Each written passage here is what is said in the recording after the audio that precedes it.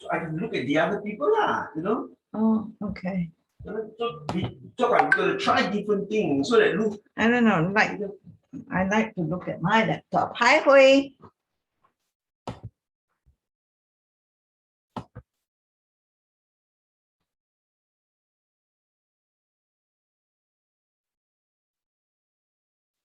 Are you coming in?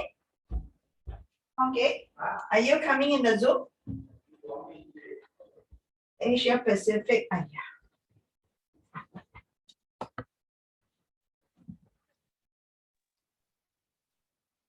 Hello, Alfred. How are you? Good, good. When is the lockdown going to be over? This Thursday midnight. Good, good. Looking forward.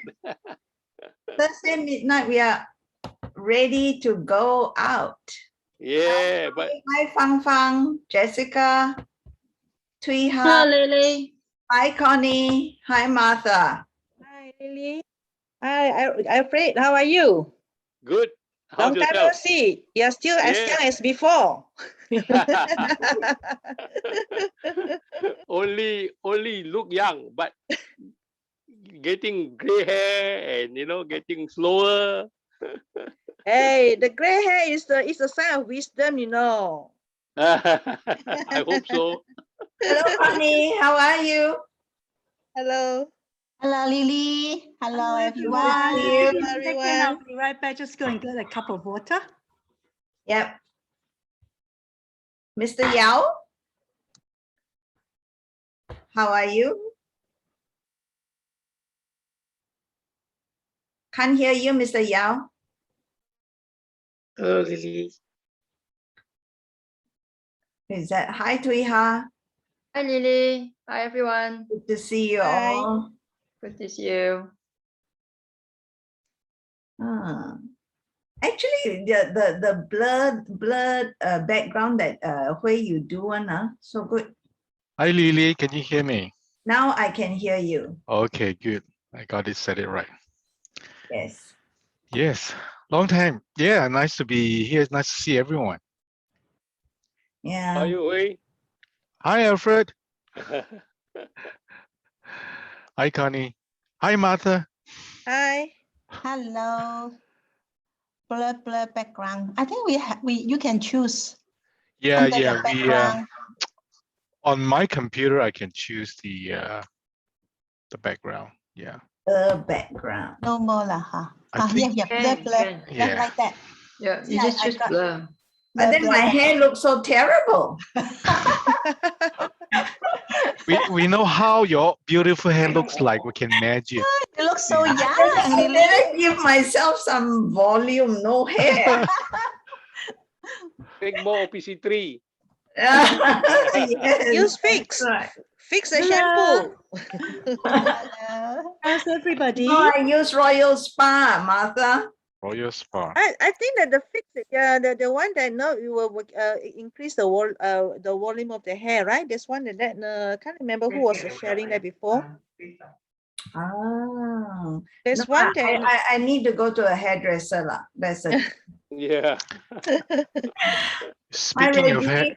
Hello, how are Speaking- you?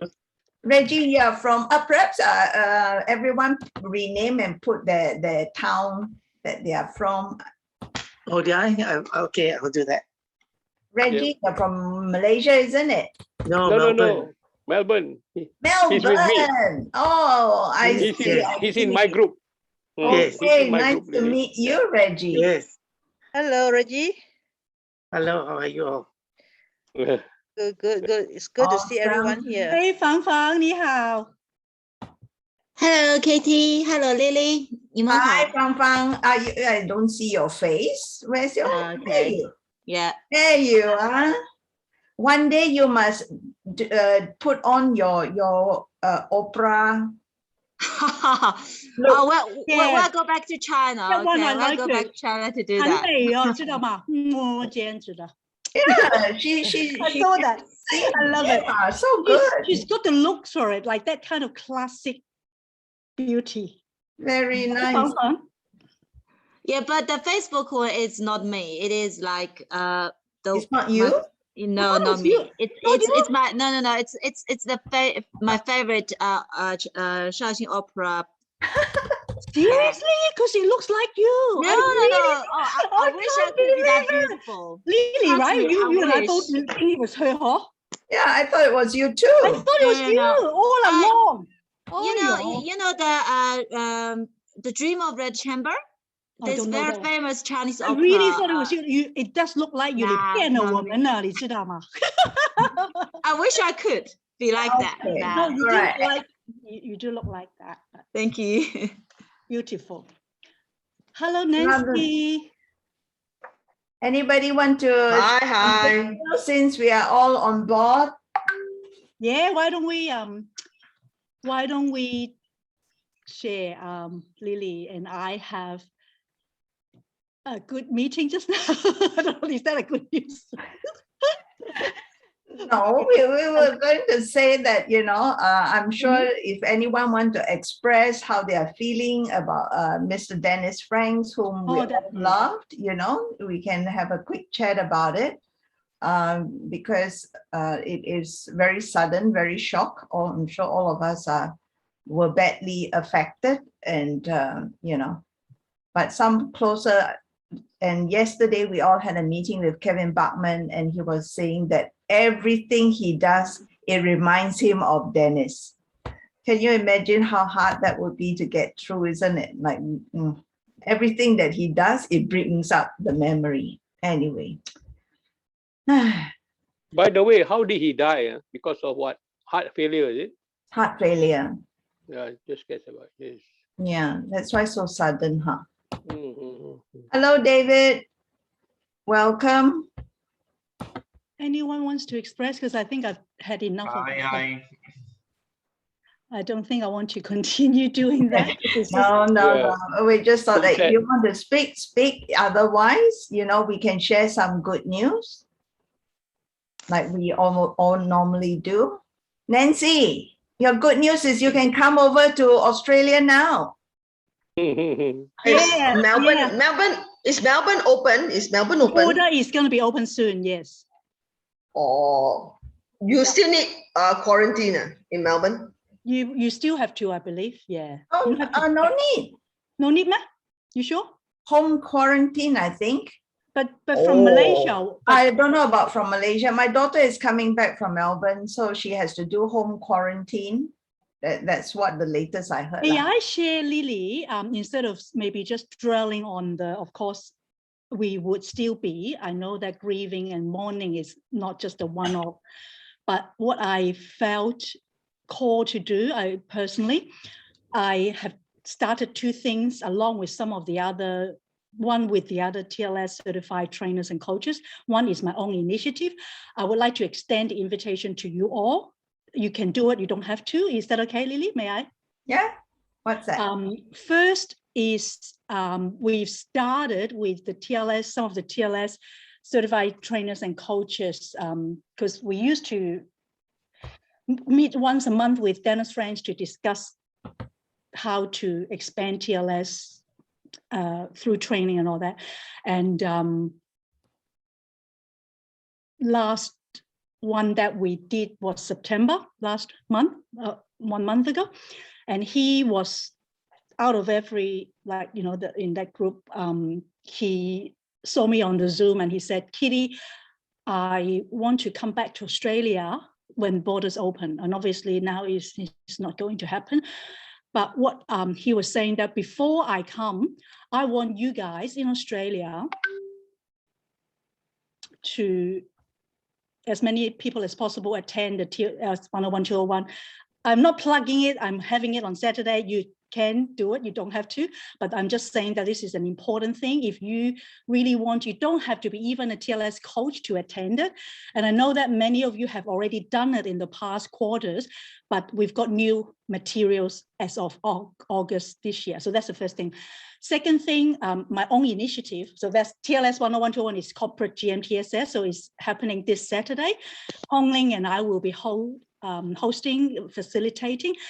101 is from 10 to 1 and 201 is 2 to 5. So yeah, anyway, so that's that. If you want to attend, I'm sure you all have the details. You can just register in Hongling's link. Second thing, don't know whether any of you have purchased Dennis Frank's book, The Last Laugh. Anyone? Show of hands? No one? No. Yeah. Okay, a few of you, good. Because he said that out of all the different markets, I think in Australia we're the least numbers who have bought it, but that's not a problem. We can still buy it. So he's got, you know, this, his daughter, Lauren, has organized anyone that wants to buy, we can bulk buy. And I have taken the initiative. If any one of you are interested, we can organize that in one go. Then it's like shipping is cheaper that way. My initiative, though, is I've started just today a private exclusive Facebook group, which I call The Last Laugh, which is his name, the name of his book.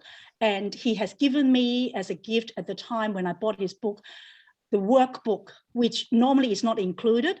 The workbook is his Victor's Code. Do you know about the Victor's Code? When he spoke 2018 in the convention, the national convention, he actually spoke about that, is his main speech. And that workbook has all the V works from vision to victory. And in the workbook, there are different chapters. What I failed to do, because since he gave that to me, I've never used it. I just put it in my library.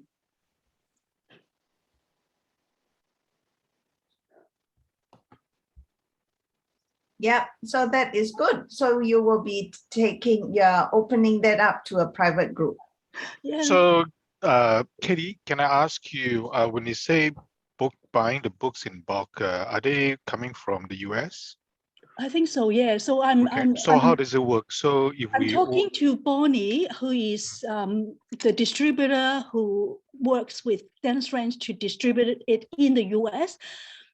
But now a lot of people have requested it, and they are organizing perhaps a printer right here, so that it's cheaper that way, but it's still on the way. So, okay, so you want to organize something so that we can have pre-order so that the printing can be done here in Australia? Only if you have enough people, because in Australia, I don't see that. Okay. Yeah, but if that's happening, and I'm more than happy to give that workbook out as a soft copy. You don't even have to buy the book, and we can discuss it, because the content, I was just flicking through it today. I couldn't believe all this time I've never looked at it. He gave it to me as a gift. But now it's not too late, right? I've still got it. And exactly, that's right. And so in that Facebook group or Zoom once a month, because I'm organizing a book club for my own book, but I'm wanting to organize a book club for Dennis' book, more so important to learn, because his V words, like from vision to victory, in between there's like valor and all those words. In fact, Jess' husband, Jose, has a video that he's put into our Market Australia Facebook group. You can take a look at it. He was presenting with Dennis Frank, actually presenting it. And so there are, I think, 7 viewers. So let's say once a month, we can either do a group Zoom call or just do it on Facebook, and then we can discuss it. What does it mean to have a vision? What does it mean to have victory in between? How do we have valor? How do we just follow the workbook? I felt to do it today because I felt bad. I couldn't believe I didn't even look at it. He gave it to me, but why not, right? Like, just to honor him, in honor of Dennis Frank, who's been such Can I share something about Dennis? Please do. Yeah.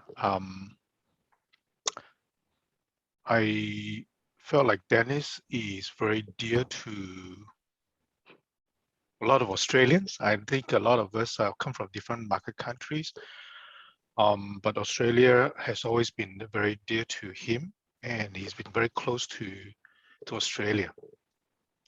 That's one thing I have to say. Yeah, absolutely.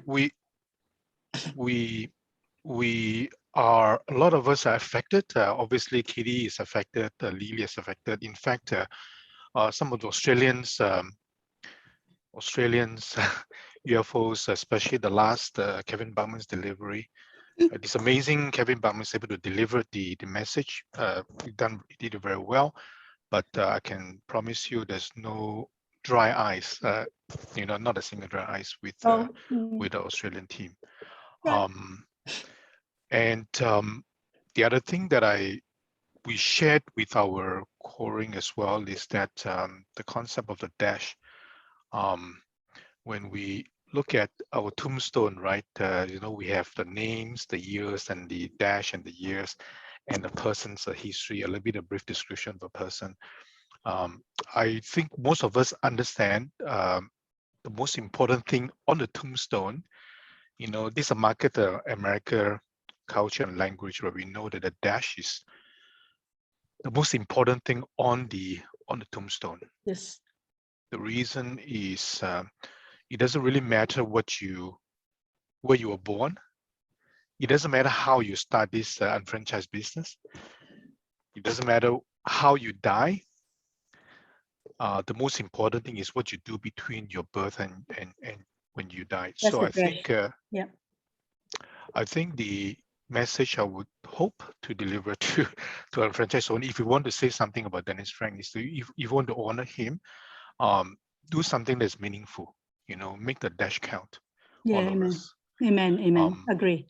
I think if we can make the dash count, that will honor him a lot. I also have a reflection about his contribution. In fact, when I think about his contribution to the global community, is that it's a very funny thing. I was just asking myself the other day, how many millionaire Jack Ma created? He's the only one himself, I would probably think. He probably made a few, but do you know how many millionaires Dennis Frank made through the enfranchise system? 500-600. Oh, I mean, more, MA, yeah. More than 500. Yeah. Globally. Yeah. So I would say that his impact is quite amazing. He's lived his full life, yes. His best life. Absolutely, Huey. Yeah. Thanks. Thank you. Yeah. That's my sharing. Thanks. Thank you, Huey. And I think we all know how much he loved Australia.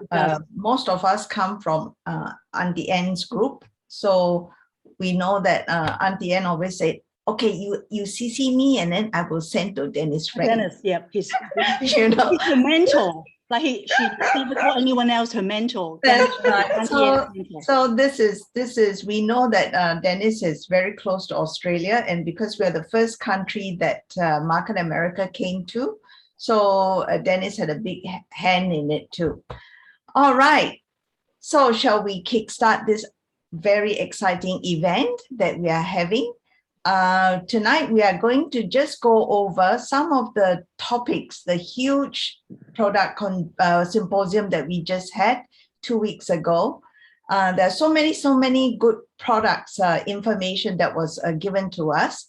And so tonight, we are very lucky. We have got 4 people that have put up their hand to say that they're happy to share what they learned from the events and for us.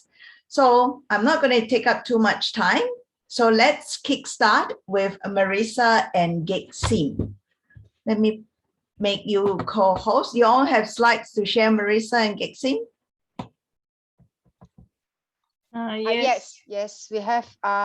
We just downloaded the slides from the product symposium. So it's easier than to share from there. So I'm just going to share the screen. Can you share? Yes. Okay, hang on. Can you see my screen? Yes. Yeah. Okay. So I think the first part would be from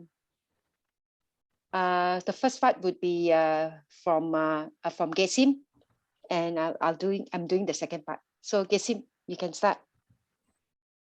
Okay. Hi everyone. We're just going to do a summary. There's a lot in it. But on Friday, this was the program, and Jim Winkler actually started it off, but we're not going to do his slides because it's too much to. So we're going to start with the legal landscape, and Kelly Rotenstr. I can't pronounce her name. She is the lead assistant general counsel with the company, and she has over 10 years of experience. And you can see her background from here. So next. So I just took some notes as to what she said, and she asked, why do we have to have a legal department? It's because MA is proactive instead of reactive. And in the regulatory landscape, there are challenges and changing regulations. So FDA and FTC are the two that they refer to, which protects the consumer. And we cannot make any disease or preventing disease claims. And we cannot connect a product with a pandemic or make any implied claims. For example, when you post on social media, she gave an example, someone posted on social media on OPC and had hashtag OPC, COVID, eczema, allergies, and something else. So you cannot actually state what OPC will help any disease states. And you have to be truthful and not misleading. But what you can actually say is found in unfranchise.com and in shop.com. Everything that is stated there, you can state that. And you can substantiate your claims, comes from studies on ingredients in the products and all the clinical studies. You know, when you look at a product on shop.com, they give you all those substantiation. And the legal department also works together with the field compliance team. So next we will be Merissa, who will share on Dr. Tamara's session. All right, sure. Well, that's a lot on Dr. Tamara's one. It took me a while to just, so what I'm going to do is that General Nutrition 101, they talk about macro and micro ingredients, why the minerals. And Kitty will be talking about the part 2. Yeah. So Dr. Tamara is a newly appointed to be the directors of training. I think that's what was the title. And she has already got 15 years experience in Market America prior to appointed being, she's a specialist in her field. And so the sessions, okay, I'm going to skip that, about Nutrition 101. So I'm going to go fly past this. So there's a lot of things that she talked about, but Nutrition 101 is quite good. And of course, she says about FDA, disclaimer is always there. But then in terms of nutrition, there's not much, you talk about nutrients. So, but along the other side, they'll be talking more about diagnosis, about cure and prevent. Yeah.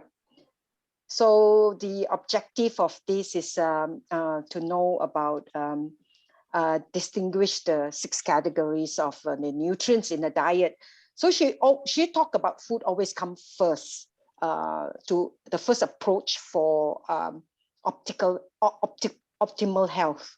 Yeah, so 6 categories. So I'm just going to go through this fast, and it says about nutrients are the substance for growth maintenance. That's important. So it is organized in 6 categories. So we have the macro, which is the macronutrients with the carbs, the fat, and the protein, and the micronutrients, the vitamins, minerals, and she put in water as well. So I'm just going to fly this through, and talks about first the macronutrients, the carbohydrates, fats, and the proteins. They are the energy yielding nutrients. And what it does is that it provides energy to perform the necessary building and repair tissue. So here I just highlighted the red ones. Talk about it's a main source of energy for gut body. So we have the simple carbs, which is the sugar, the sugars, which is the mono, and the disaccharides, the glucose, fructose, the one you get from your fruits and your the vegetables, honey, And of course, then we have the complex carbs, which is the polysaccharides. Okay, so the one that's disaccharides, sucrose, lactose, and maltose are all those that's like table sugar. That's the one. Yep. So I'm going to go through. Then they have the plant polysaccharides, which is the starch. Okay, so now it's breaking down the complex carbs. So here you talk about the starch is stored. It's a storage form in the plants. It's an energy store for future use. So the body stores it for future use. Yeah. And also we have the role of, they have the starch, then you have the fiber. So important thing is fiber, we have the soluble and insoluble ones. And what is the role of the fiber is for helping with digestion. And the animal polysaccharides, which is the glycogen, which is the is stored in the liver to maintain the blood sugar levels. So I'm going on with that. So for carbohydrates, what it talks about is that it is an energy source. It is a protein sparer, meaning that they don't use the protein because it starts use the carb first for the energy. If the body doesn't have any more carbs, then it goes and pick it up from the protein, and the protein it's actually extract from your muscle. So you don't want that to happen. So we talk about metabolic primer, and it talks about prevention. It prevents ketosis, but some people wants to go into ketosis, which is another form of losing weight. They talk about keto. And she talked about this, it's also a fuel for your central nervous system, the CNS. So here, the intake of the carbs, yeah. So he talks about recommended dietary intakes. So 40 to 50% of the calories. So you have 70 kg. So it's about 40 to 50%. Unless you are physically active, you can go up higher. So the part that she highlight most is that not all carbs are created equal, which we all know, right? So we have to look for good carbs. Good carbs means those are unrefined, fiber-rich fruits, 100% whole grain, and the colorful vegetables. So it looks like it is a TLS thing. So all you got to do is join TLS, go with Kitty, you'll find out more about having the good carbs and eating well. Yep. So it's talk about eating fewer, if people think that you eat enough vegetables, but actually vegetables has low calories, which is good, and keep you fill up. That's more important. Okay, super fast. Okay, so then, okay, we finish with the carbs. Then we talk about lipids, which is the fats. So here it talks about why we need fats. We need fats because it helps the body absorb vitamins. So we need the fat. Okay, if you don't have the fat, you can't absorb the vitamins. So we have the classification of simple fats and compound fats and derived fats. Okay, so the first one is lipoprotein. What's lipoprotein? It's a protein attached to the fat, so that it helps to transport it to blood. So this is what we are talking about. Is the she mentioned about where your water and oil doesn't mix, right? So the protein is the one that allows that to happen. Okay, so the highlight is about the high fat diet. So people are worried about increase in LDL. LDL is the lousy cholesterol. So we have the HDL and the LDL. So I think in another training was you can always know H means healthy, good. Okay, and L means is the bad one, the lousy one. Okay, so what you want is to increase the HDL and reduce the LDL. So that's the goal. Yeah. So the main cholesterol, they didn't say about cholesterol not being no good. Cholesterols are good. So we need to how to handle cholesterol. We need it because otherwise our body won't produce it. Yeah. Let me go So here he talks about we actually 70% of it is body synthesized, and to use this enzyme called HMG-CoA reductase, which is an enzyme in the liver that makes the cholesterol. Okay, and the other one is the dietary, that's from your your animal food, eggs, beef, and all this area. So what's the function of the cholesterol? The cholesterol function is it helps with the cell membrane, with the structure, the function of it, the hormones. So it's important. It has all the hormones, which is the estrogen, the progesterone, and that's the part is important. And precursors synthesize vitamin D. So it's important, right? We know vitamin D is important. And it is a key component for synthesizing of the bile, and it's crucial for fetal development. So cholesterol is important. So now the question about what cholesterol. So we need to know that we are getting good cholesterol. So here talk about LDL, bad cholesterol. So we try to reduce the bad cholesterol, which is to be less than 100 mg. This is from this guideline that is from the national in US, and the HDL having more than 60 mg. Okay, and so what else he talks about? She talked about the facts. The facts of it is important is that we have to think that cholesterol, how we want to, the bad cholesterol is the one that giving us the health issue, and the good HDL is help to extract out the bad cholesterol. So we want to increase our good HDL. Okay, so this is some of the facts that's there, why we need the fat. Yep. It's acts as an insulator. If the fats is essential, we need essential fatty acids because the body cannot produce it, means we have to take it. So why she wants to do that is that then she will talk about the type of fats that we have. So they have the saturated, unsaturated, and they have the mono and the poly. So she's more, she dive onto the polyunsaturated fat, the omega-3s and the omega-6. That's what we call the essential fatty acids, the one that the body cannot make.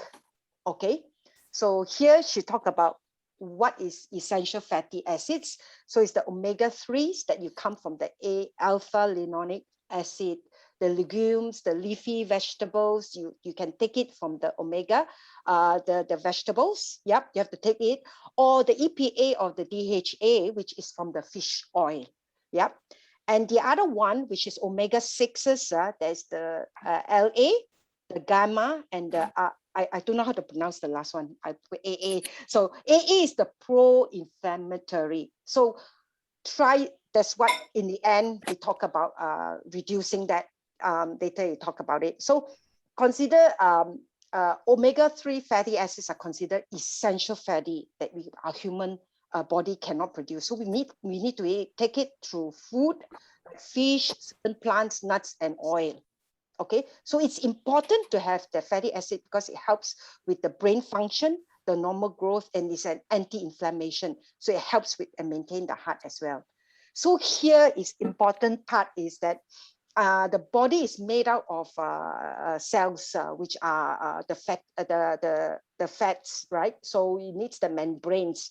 So it's made out of the fat. So we need to have good fats, and important to eat good fat. So she talked about, make sure we have good fat and not the bad fat. And let me see what I have. So the ratio is important. So here she talked about if you have the saturated or the trans fat, it packs up and it doesn't flow.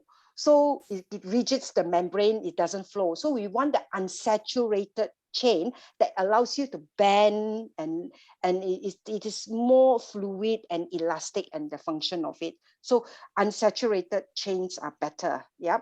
So the thing is that the issue is that a lot of times we have a lot of omega-6 rather than omega-3. So the optimal is to have 4:1, but here you talk about the current American diet, which is 20-40:1. So that's a lot of high consumption of hydrogenated oil, trans fat, saturated processed food, and all those. That's the one. So the goal is to reduce the AA, which is the not good one, which induces the inflammation, and increase the EPA and the HA. Yeah. So fish, that's why we talk about fish here. Fish is the high level of DHA, so it's for the brain. Yeah. So here talk about study of the schizophrenia and ADHD, why they increase in DHA happen to help them, and all this. And then she talked about this Eskimo study about how it benefit the heart. Yeah.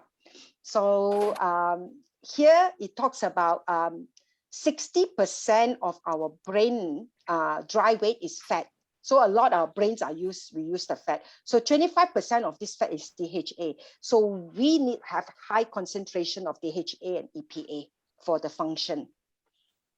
So here they talk about the Eskimo. So Eskimo has a very high fat because they take seal, whale, and all those, which is high in DHA and EPA. So, and it's actually, they have less problem with their heart. So here are they talk about the 4 types of omega-6s. So that's why ARA, which is the AA, this one, is the one that we shouldn't be taking. So I'm going through this really fast. Omega-3s, this is the one that we want. The ALA, EPA, and the DHA. So this one, just talk about, when you have a very busy one, to talk about how it converts. So that's why it says the omega-6 can convert into anti-inflammatory and pro-inflammatory. So where we don't want to get, so that's why 6s are sometimes we don't want that too much of the 6s because it end up pro-inflammatory. Okay. So in terms of fats, it's an energy source and it's for reserve. It's a formation for main, that's the role of it, a structure and hormone, and it helps with the vital organ, thermal insulation and vitamin carrier, and it helps to suppress the hunger. Yeah. So here, what she talked about is, in the red one, I say is to promote good health, lipid intake should not exceed 30%. So good fats, what are the good fats? The fish, avocado, nuts, okay? Proteins, now we're talking about proteins. So still we are in a macronutrients, proteins. So when you talk about essential, they are all amino acids, essential, 9 essential amino acids. So this one, you cannot synthesize it. So we must take it in terms of in food. Yeah. I won't go through this part. It talks about, if you don't have the proteins help to, the last part that's important, when carbs become depleted, proteins are increasingly converted to glucose. So you have this gluconeogenesis. So you don't want this to occur. If you have this to occur, means it's taking the protein from your muscle. Okay, so we must make sure we have enough carbs too. And for proteins, because we don't take enough proteins, he says 55 grams is not enough. So what I did was I did a conversion here, because we all here are in not pounds, we are in kilograms. So here is the ideal thing they have is 100 pounds, which is about 45 kg. It's about 59 grams in daily intake. Okay, and here it goes through the process of, like, if you are vegetarian, you have to increase your protein intake through other ways, and if you're pregnant, you have to increase it, and as well as athletes. Yeah. So what is the high quality carbohydrate? So these are some of the food that is with high quality ones. So they are whole grains. So I think you can go through this one. And what is the high quality fat source? So mostly all the unsaturated fats. So these are one, avoid trans fat and hydrogenated oil, obtain it from healthy oil, okay? Nuts, seeds, and fish. And what are high quality protein sources? Chicken, fish, turkey, bison, all this. And also you have the edamame, those people who are vegetarian, beans, tofu. Yeah. So here it says about a recommendation. Well-balanced diet is important. So match your calorie intake. She talks about eat fresh as fresh as possible. Stay away from soda. Stay away from processed food. Stay away from bad saturated, trans fat, hydrogenated. Buy all natural, organic option. Usually, I have no hormones and less toxin. So she said, eat to live and not live to eat. Okay, drink water. Yeah. Now the micronutrients. Am I out of time? Okay, I'll be a bit more quicker. Micronutrients, vitamins, essentials, the 13 essentials. So we need to take, why we need vitamins is because it helps to transport. So we have the fat soluble, water soluble ones. The important ones we say the B's, yep, the vitamin C's, antioxidants, so the A, C, and E, and the OPC3. Yep, talk about that. I think I don't need to go through that. The micronutrients, the minerals are one of them. They have the bones and for the teeth and all these. Calcium, magnesium is important. Potassium have to be regulated, so beware of that. Sodium, chloride, phosphorus, sulfur, chromium, the trace minerals, so selenium, zinc, copper, iron. Okay, and this one, iodine is for the thyroid. And fluoride, she say you should put a question to it because there's still some people who don't agree with this. So there's some contention there. And let me see. Water. So water, we need 60%. Yeah, required for survival. So water is important. Yeah. So in the end, so now she talked about like over the survey, there are people who fall short of what? Vitamin D, folate, potassium, magnesium, calcium. Those are the things that will be usually they lack of it. So if they can't have that, so who are the people who actually have a better? Are those people who take supplements, because diet is not enough. Okay. So here she talked about, you know, why we need to take supplement. They found out that those people who don't take supplements, they lose out on the optimal health. And upfront cost is better than the future cost to help you with the healthy one. So here the CRN, which is the Council of Required Recommended Nutrients, they look at the nutrients in 3 ways. Here, some people, they have the item 1, which is food alone. Doesn't include any fortification or anything added to the food diet. The second one, which is they consume food and then they also have enrichment like fortification. Yeah, some of the food they added on some other extra calcium or whatever on top of it. And there are some that include, the third one would be those who take from all the food sources as well as a dietary supplement. And they found out that the third one is the one that has the best nutrients. And so this is the research that was shown. I think you'll have to roll it up. Yeah. Okay, I'm going to finish now. Okay, so it's ending about why we need to take supplement. So usually it's from female, age, and what. Yeah, that's it. So the last part is the diet. So eat more protein, more fiber, more sleep, and supplementation.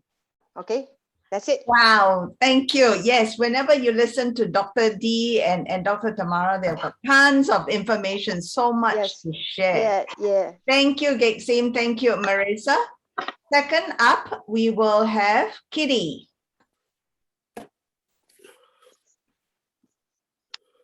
All right, unmute. Right. Thank you so much, Gessim and Merissa. I'm going to be doing part 2. Just now, what Gessim and Merissa shared was the proper nutrition foundation from Dr. Tamara. What I'm going to be sharing is the part 2, which is Nutrition 201 from Dr. Dee in the Product Symposium. And the main focus of this talk is about applied functional medicine and nutrition as well as health. So first up, just like to ask you to think about this. You don't have to answer me. You don't have time to talk about that. In fact, this is like a 45-minute presentation. I'm restricting it to 10 minutes now. What are your health goals? You can just write it down, jot it down, think about it in your brain. Would it be that, you know, you want to be fitter, healthier, you want to be, you know, having more longevity, which means that you want to live longer, or live better, which is quality of life. So in essence, these are the two things that when we think about health goals should be in every one of our goals: longevity and quality of life. And healthy aging is another thing that is very important, because while we are heading to maybe later you know, decades of our lives, even when we're not old yet, it's important for us to start thinking about, you know, healthy aging. And we also need to understand body metrics, which is can someone please mute yourself? Let Because me I can hear a lot of background, sorry. Right, so recognizing your body metrics means that there's oxidative stress and vitamin D status. So when you think about that, you need to think about your hip ratio, your waist ratio, meaning, you know, how heavy you are. So that's sort of to do with your weight management, your muscle mass, and all that kind of thing. So health goals is not as simple as just without any symptoms of illness, but in fact a lot bigger than that. And we need to think about, you know, the expectancy of what your habits are. When you think about, you know, the practice of nutrition, or how to apply nutrition as a functional, healthy practice, really, as Dr. Dee Mason says, is longevity, which is, you know, the length of time, meaning how long you will live, but more importantly, having a meaning, you know, in your life, meaning the quality of life. And so building blocks of how you can actually achieve that with both, you know, your nutrition values, which is diets components, as well as, you know, the different supplements are very important. Now, that's why, say, if you are an overweight or obese person, as opposed to if you have a healthy body physique or body composition, which includes your body fat, you know, visceral fat, etc., the recommendations, you know, of your type of nutrition values will be very different, because each person, as you can see, the lady up the top is overweight, the lady below is very healthy in terms of her physique and body composition. Their metabolism are very different. So hence they would metabolize their nutrients very differently. And so each of us with the different body shape, different body composition should have a personalized, a customized approach of our nutrition. But then there are a lot of common threads. That's why there is one heads up, which is to understand how to age well, even if you're not at a stage where you're gonna be aging soon, you need to think about these 4 important things, which is personalized diet, which is customized to your need, which is not the same as the next person, which means different diet plans, you know, menu plans and recipes. Number 2 is rejuvenating sleep, which is so important, and Ken is going to be talking about that. And exercise, which is also, as we move our body, you know, it will actually, active lifestyle will give us better health and optimal health as we age and anytime. Last but not least, which to me and to Dr. Dee is the most important, and that is purpose. Why do you do what you do? What is the purpose of what you're doing?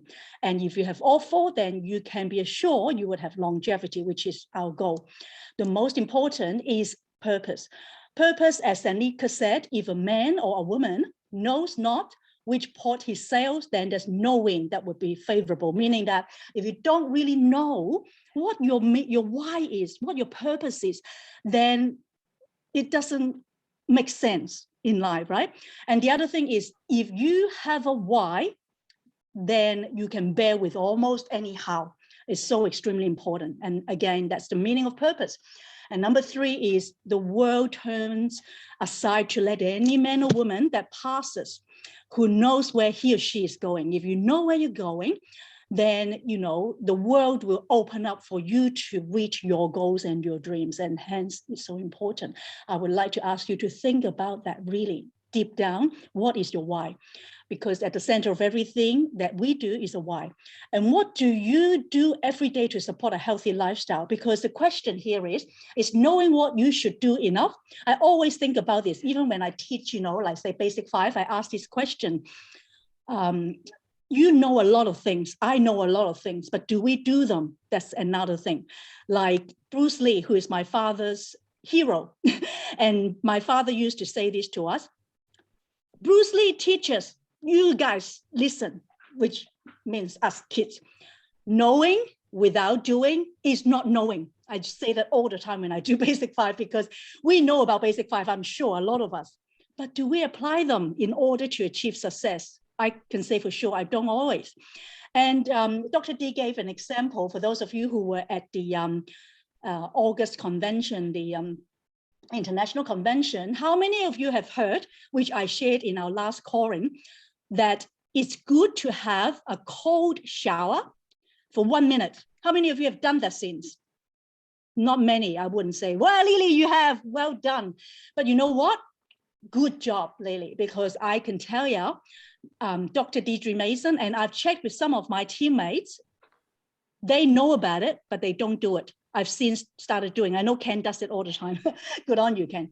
So the thing is, knowing it itself is not enough. We really need to do it. And it's the same with our nutrition. You know, it's the same with everything really in life. And so which diet should I follow? I get asked this question all the time as a certified nutritionist, as a TLS coach and trainer. But the question is not that. It's actually should be, is it something that you are doing to reach a goal? Because if you want to reach a goal, you know, short term, then what is it? Is it to lose weight, feel great, have more energy, or fit into that beautiful black dress? So that's a short-term thing, right? Or is this something for a lifetime, meaning to have longevity, to have better quality of life? So you've got to ask yourself that. That is a deeper and more meaningful question than which diet should I follow? And does it have, if you ask that question, you know, what Merissa talked about, the macronutrients, the micronutrients, the fat, the protein, the function fiber. As TLS, we always say protein and fiber at every meal makes losing weight or healthy eating no big deal. Do you have that in your nutrition value? In fact, I personally don't like using the word diet. You know why? Because diet, the first 3 letters is die, D-I-E.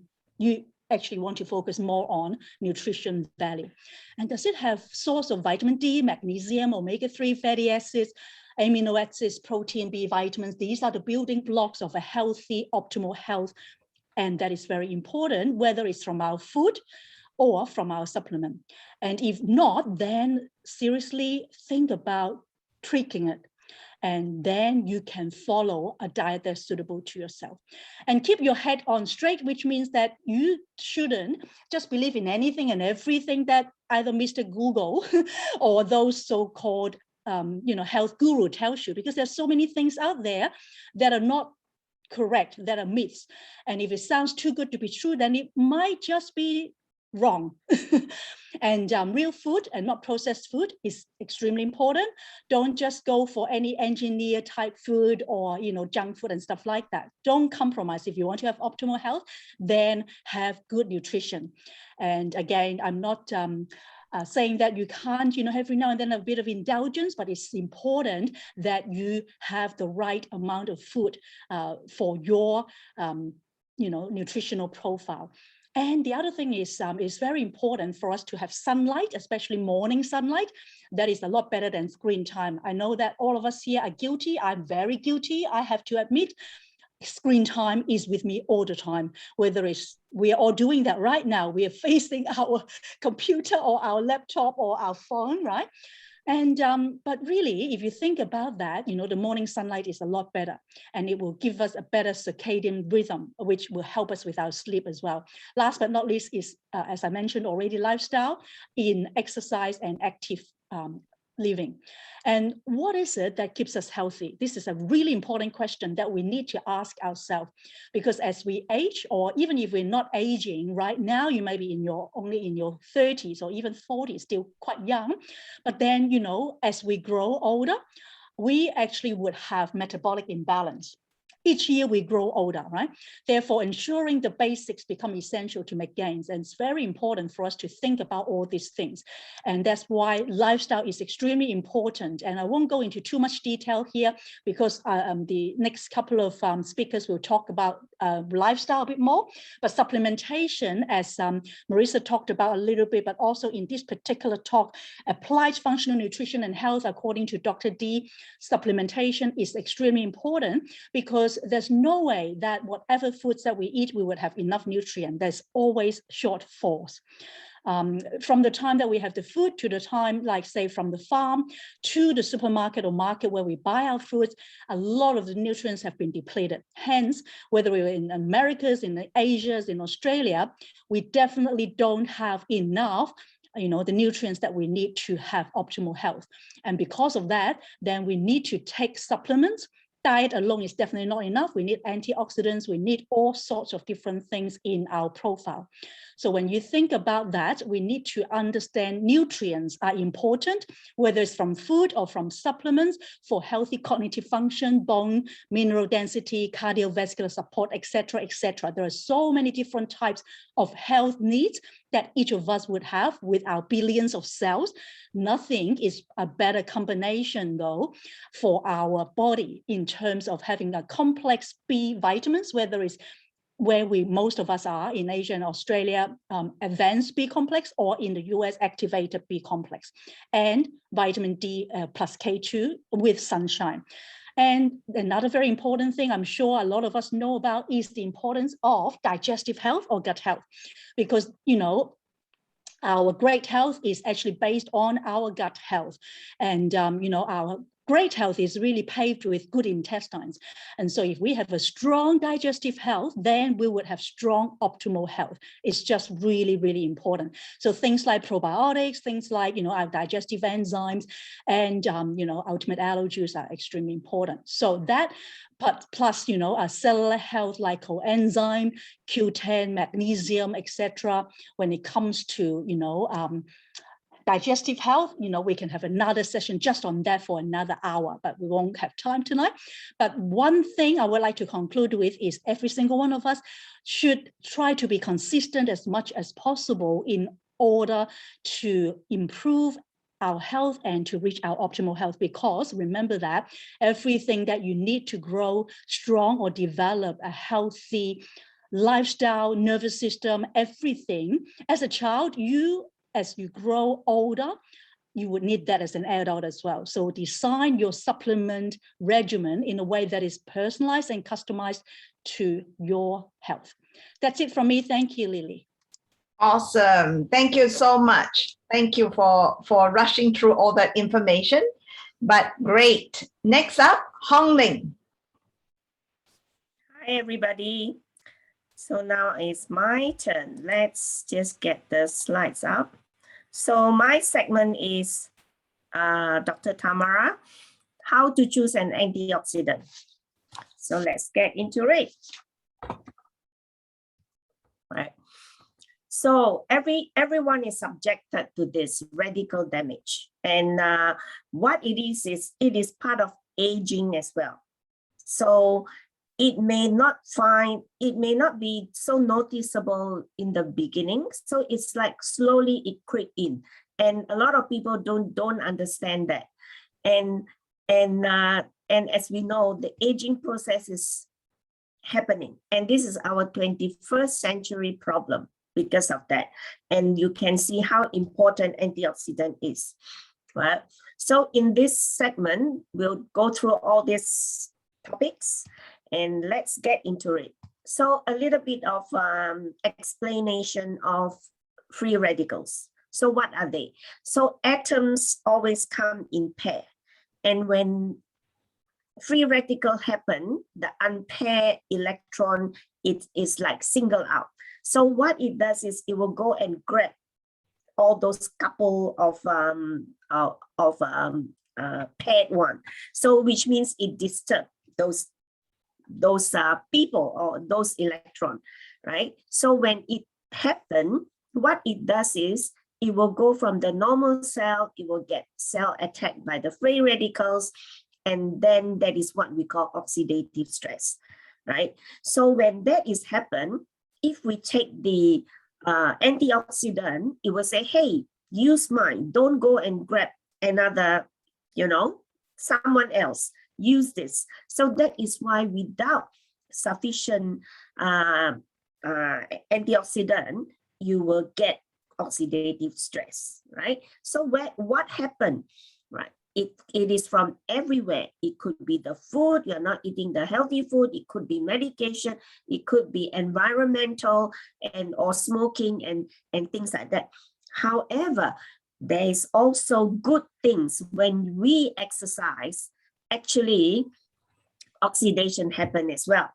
So therefore, what it is the reactive oxygen species. Is called ROS, right? And then the common free radicals, you've got the different type: superoxide, hydroxide, hydrolysis, singular.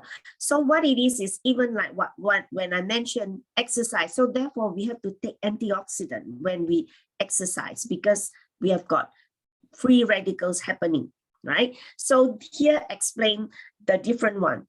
The superoxide attack the cell membrane, and then the hydrogen peroxide break down the outer protective barrier of the cell. So and you can see so on and so on. Different ones attack different areas. So when you look at the free radicals, you can see at the background is an apple, but cut in half and it's oxidized. So you get the yellowish and you get wheated. Right? So just imagine inside our body is happening, and you can see that apple is no longer apple anymore. So it can be happening interior to our body as well as the outside. So therefore, we need antioxidant to go inside as well as we need skincare to protect from our outer layer.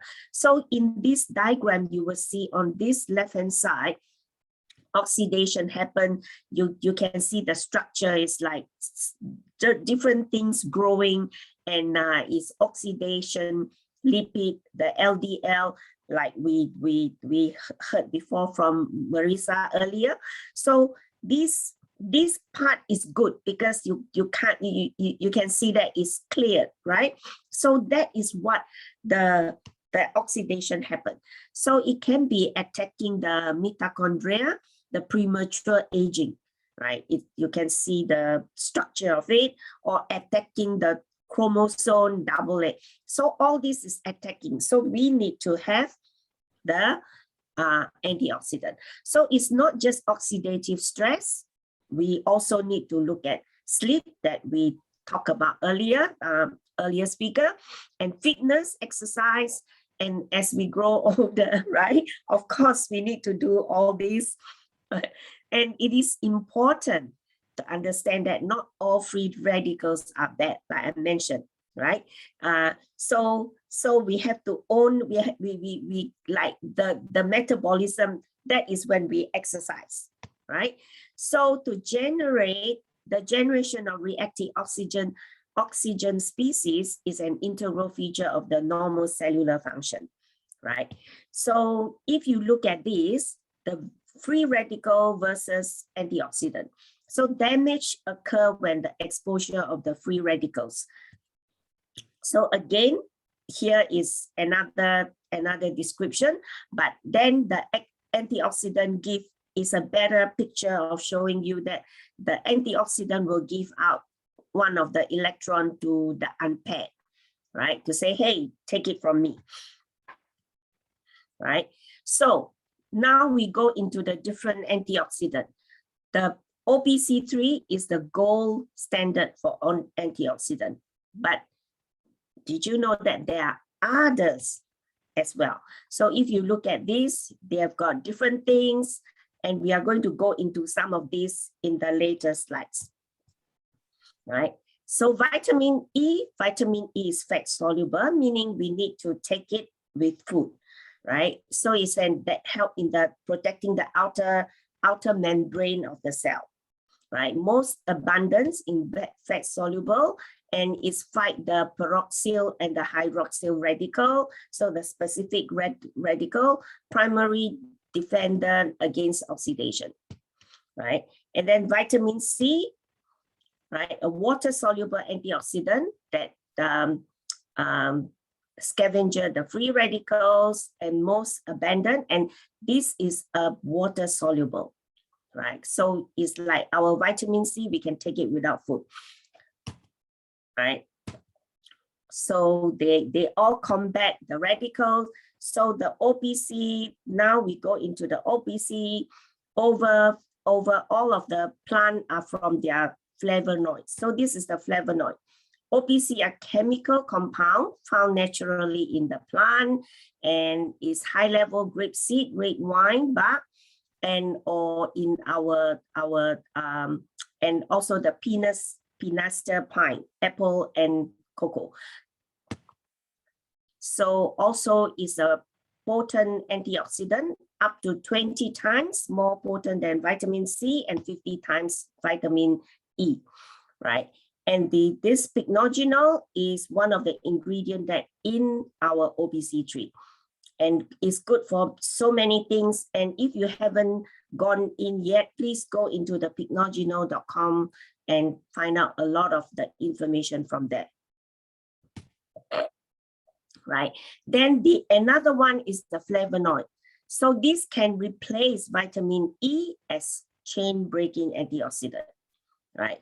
You can find it in the skin of red wine, resveratrol, catechin in green black tea, and then all these things, herbs like oregano, raisin, etc., etc.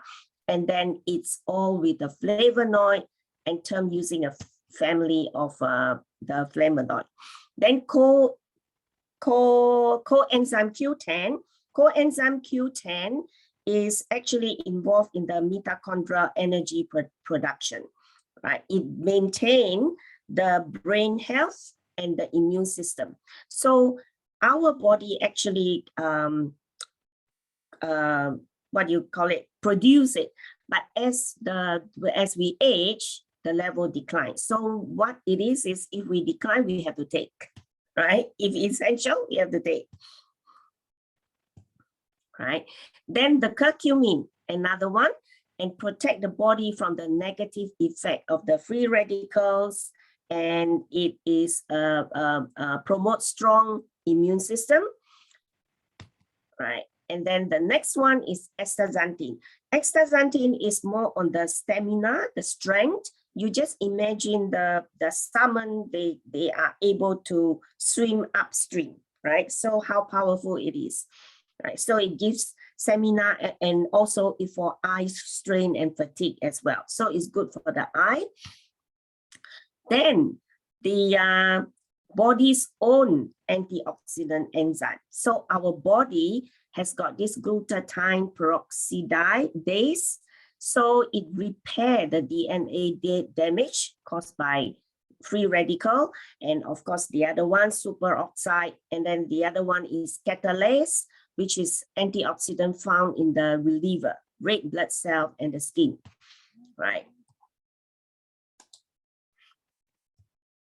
Then you have got the selenium, and these are a lot of these are minerals. So selenium, iron, zinc, manganese, and copper. Oh my, sorry, my mouse wasn't working. So we do need this to the antioxidant enzyme in our body. Iron, right? Iron, if we do not have iron, it is required for the endogenous production of catalase, and zinc, an essential element of the mitochondria, right? So it facilitates the production of glutathione and zinc division. Then copper, an essential element as well. So selenium is good for like hair as well. So it is very important for hair. Manganese, an essential component for cellular superoxide. So all these, we kind of need all these ingredients, right? So some of these that the antioxidant in has got. So you can see that I won't go through. You can see in the glance. So I think the next few minutes is important. So so Dr. Tamara go into like top antioxidant for men, right? In here, it has got like OPC3, resveratrol, maximum ORAC, isotonic astaxanthin, prime astaxanthin, etc., CoQ10, Tylenol. Then it has got for the women, also OPC Beauty Blend, especially good for the skin. Then astaxanthin, curcumin, you can see some of the ones suitable for men and for ladies. And for people that is very like to exercise, and again, OPC3, remember, exercise is a good thing, but we also produce free radicals, right? So we need all these different ones, and the peak performance actually do it for the people that is very for the people that doing exercise a lot, and the longevity, vitamin C, the isotonic long astaxanthin. So what we need to do is we have to come up with a regime or a system. So not one single antioxidant do everything, and we need to mix it. And the another thing is like OPC3 works very, very well when it works with other, combined with other antioxidant. So you can see that all these different antioxidant. So the conclusion is best taken in combination and not alone, right? And multiple antioxidant is important. And then the very last thing is eat a minimum of 5 to 9 serving of colored fruit and vegetable. So again, go back to the food is also very important to start with. I think that is all. I think I ran out of time. Thank you very much. Thank you, Hongling.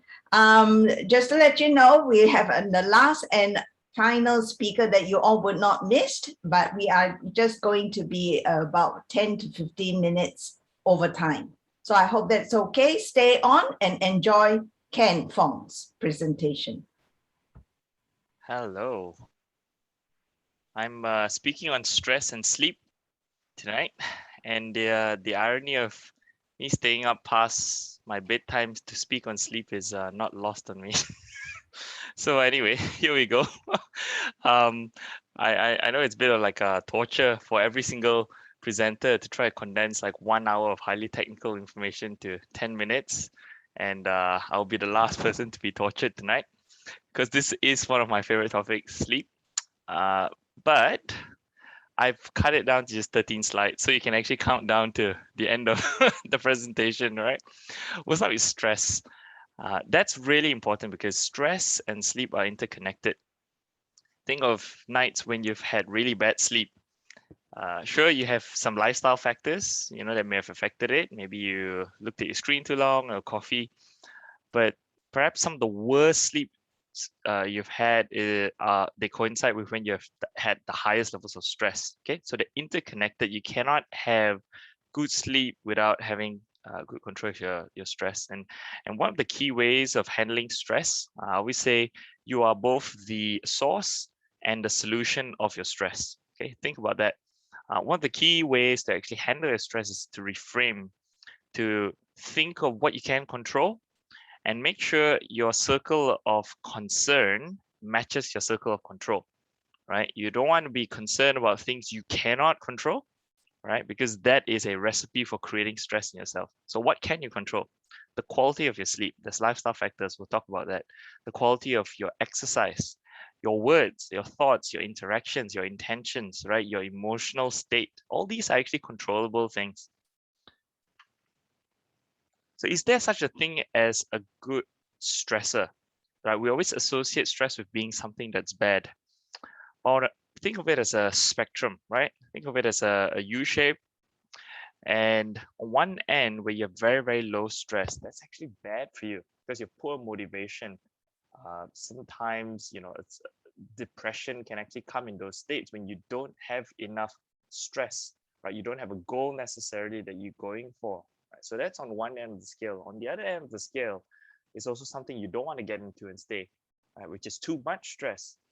And you can see here, there are all these factors, that change depending on where on that stress spectrum you are, right? Too much stress, you have a lot of reactive oxygen species or, free radical damage.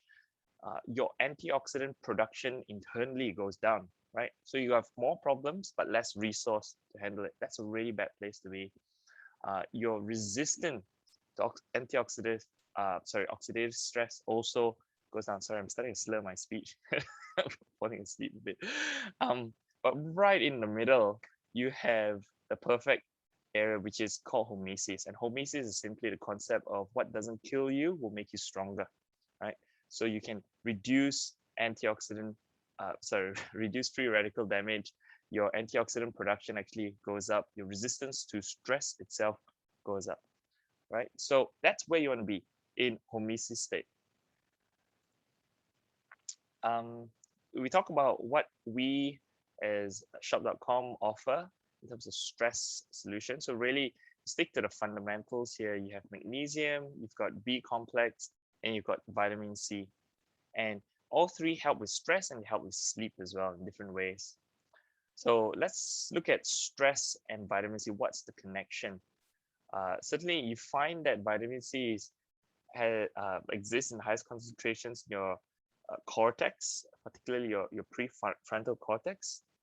And it's a cofactor in production of catecholamine and adrenal steroids, right? So these are hormones in your body, right? They actually induce or regulate the stress response. And a cofactor is just simply something that you need in the production of, right? So if you don't have enough vitamin C, what can happen is it becomes a limiting factor, and your body may have all the other ingredients, you may have the right amino acids, etc., but you can't actually create enough of these, right? So the aim of the game with nutrition is really make sure you don't have limiting factors, right?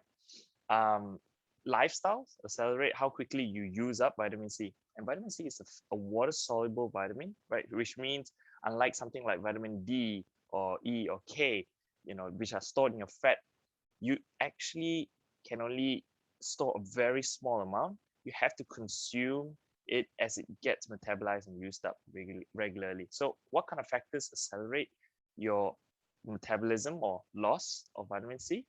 Stress, right? Ironically, when you're in stress state, you actually use up vitamin C stores very, very quickly. If you drink alcohol, that depletes it quicker.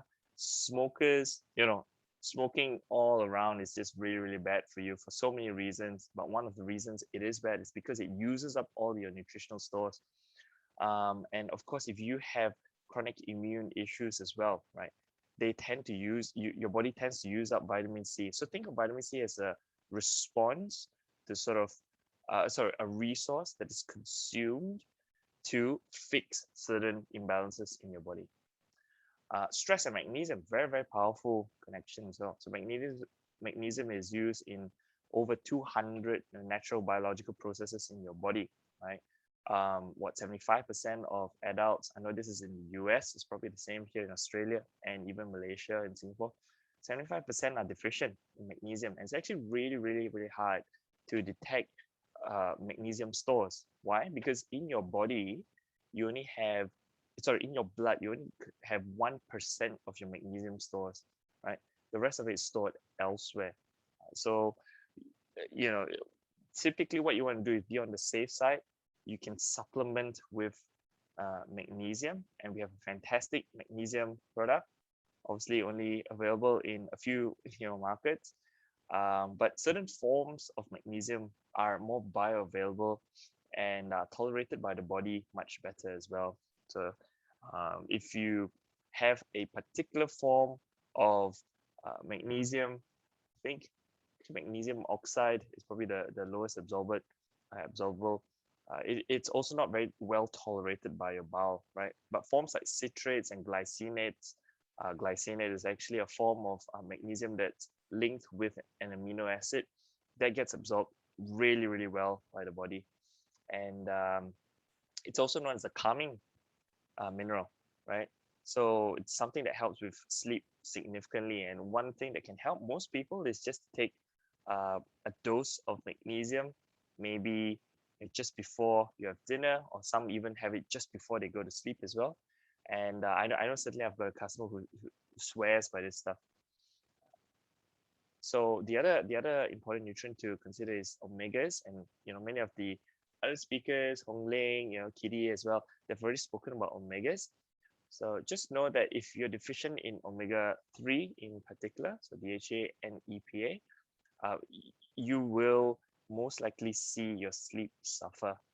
And part of the reason is, how do I say this? So your cell membranes, I think we've already mentioned that your cell membrane can actually consist of fats, right? Omega-3s, omega-6s.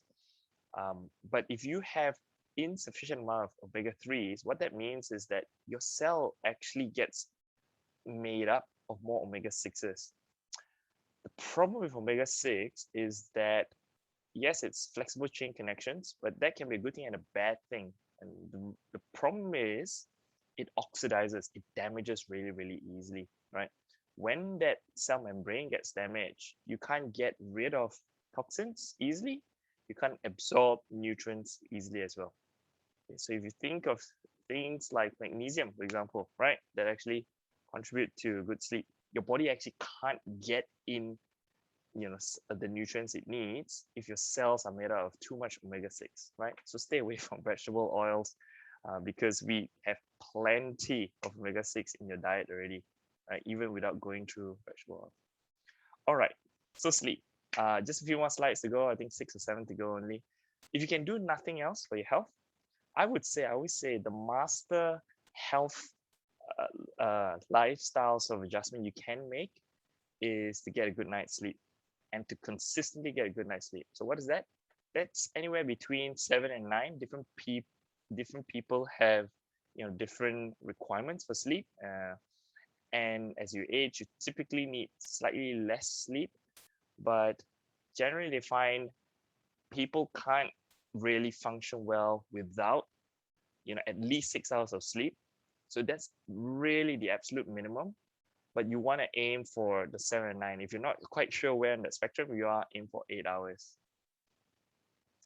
So why do we sleep, right? So sleep is necessary for survival. It's a very critical biological function. It promotes brain function.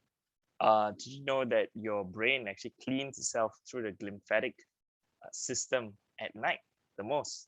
Your brain cells literally shrink, and the space between your brain cells, right, is actually used to sort of drain all these toxins from your brain, like through this lymphatic system. Right, it reduces the breakdown of proteins in cells. It prevents buildup of bad proteins like tau, right, in your brain, right, which is associated with Alzheimer if you have too much of it. And also, when you sleep, you actually grow the most. So that's the reason why babies and kids sleep so much, right? Because that's when you have the highest levels of growth hormone. If you're trying to build muscle as well, for example, right, you're going into hypertrophic states, you want to get a lot of sleep, because otherwise all that exercise, all that weightlifting actually doesn't do you much good. So one lifestyle factor that really is detrimental to sleep is caffeine. And caffeine has a half-life of 6 to 7 hours. What does that mean? So half-life is just the time it takes for any concentration of something to go half of what it originally was. So what it means is if you have your last coffee at let's say 3 o'clock, right? 6 hours later, 7 hours later, at 10 o'clock, you still have half the amount of caffeine in your blood. So typically one of the best things to do for sleep as a starter step is to just have a coffee curfew, and you can set it at around 1 o'clock in the afternoon. That means by the time you get to about say 10 or 11 o'clock, right, you've depleted maybe about 2/3 of the amount of caffeine, right, which is good. And you want to keep your caffeine absolutely no more than like 400 milligrams. What is that? That's like 4 cups of coffee. That's like maximum. So just make sure you don't have coffee at night for so many reasons. Also, it's thermogenic. So what it does is it boosts your metabolism, right? And when your body is in a boosted metabolism state, it can't rest naturally. So the other thing is when it's thermogenic, it also means it raises your temperature, and your body needs to actually drop its core temperature by about 1 degree for you to actually go into sleep. So coffee is not evil in and of itself, but it's just how you use it, and be very careful with it. This is a massive thing that damages sleep: blue light. So all of you look orange on my screen. And people think I put these glasses on because I want to look cool and smart. Actually, these are unpowered glasses, so I actually don't need glasses, but they're actually blue light blockers. And it's something you should try out, right? If you've never used them before, it will dramatically improve your sleep. Just like even with one night or one time of trying it, right? Have some blue light glasses on, maybe straight after dinner, just like Lily is doing, but slightly, maybe not so darkly shaded. But just look at the difference, right? But if you don't have these devices, then the next best thing is just don't have phones or TV or screens in your bedroom. Another quick hack is just to make sure you charge your phone outside of your bedroom. Just that. Just the one tip alone is something that can radically improve your sleep quality. And so the reason blue light is bad is because your body thinks it's still daytime, and your sleep cycle, your melatonin, your circadian rhythm actually responds most strongly to light than any other sort of factor. Routine, really important. Talk about this thing called the 10-3-2-1-0. I actually steal it from Craig Ballantyne. And what does that mean? 10 hours before you want to go to sleep, don't have coffee, right? So that's why I say your best sleep happens between 10 p.m. and 2 a.m. And this is generally across the whole globe, right? We call that golden hours for sleep. 10 p.m. to 2 a.m., right? You get your absolute best sleep. If you could only choose 4 hours to sleep, you might want to choose those 4 hours, but don't, sleep more. So that 10 hours, stop your coffee. 3 hours before you sleep, don't have a large meal. Don't actually stop eating, right? 2 hours before, stop your work, right? Start to regulate your stress. 1 hour before you sleep, turn off all screens. So I'm already breaking my own rule here. And 0 is the number of times you hit snooze on your alarm clock if you use it. And the reason is you want to establish a very regular sleep-wake time cycle, and you just do that over a period of time. Your sleep by default will actually improve quite significantly. So there are many ways to optimize sleep, like what I talked about before. And people often say, your sleep actually starts from the moment you wake up. So one other way you can do is to, as soon as you wake up, typically before 8 a.m., right? If you get sunlight there, you reset your circadian rhythm. So that's a really good hack as well. Just go out, get some sun before 8 o'clock. If you want, look in the direction of sun. Don't look at sun directly, you will go blind. But just look at it, right? You're essentially resetting your body clock if you get sunlight exposure, even for 5, 10, 15 minutes ideally, before 8 o'clock in the morning. And finally, let's look at like the combined stress and sleep management strategies. Take a break from stressors. Just not too long ago, I took a break from social media because it was getting a bit intense, let's say, in my world. And it's the best break I've ever done. It's really hard to do, takes a bit of discipline, but then once you're like 1 or 2 days in it, you think it's just like phenomenal, right? It works wonders for your stress response. Exercise, that's really powerful for sleep as well. Typically exercise in the morning. Don't exercise, within like 3 or 4 hours of sleep. Once again, you raise your body temperature if you do, and your body will have a long, it will take a long time to actually cool itself down, getting ready for sleep. Smile, laugh.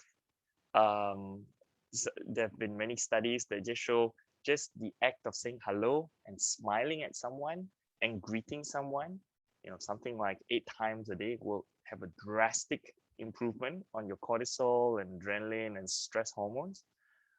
Get social support, having people around, meditate, or another way, if you can think of it, just like engage in breathing techniques.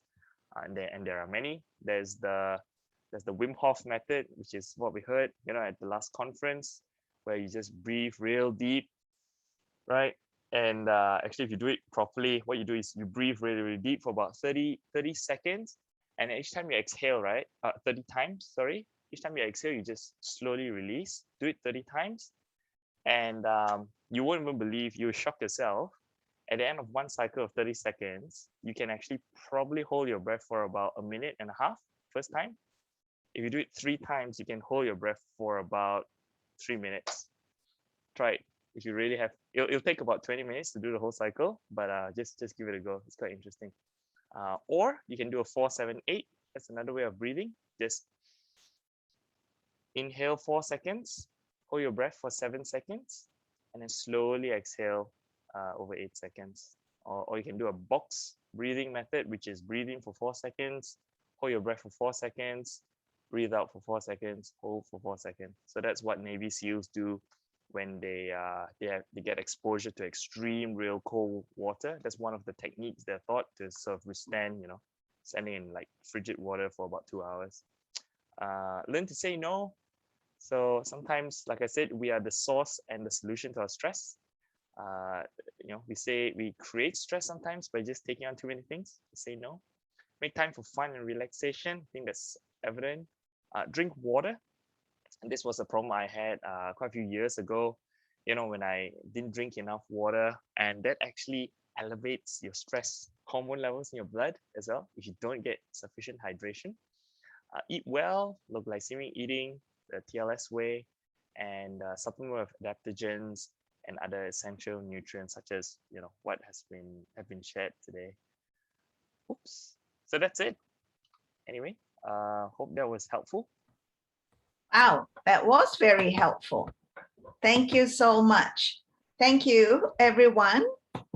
We learned so much, and like Kitty was mentioning in the chat, this product symposium is truly one of the best trainings that you can get from the experts.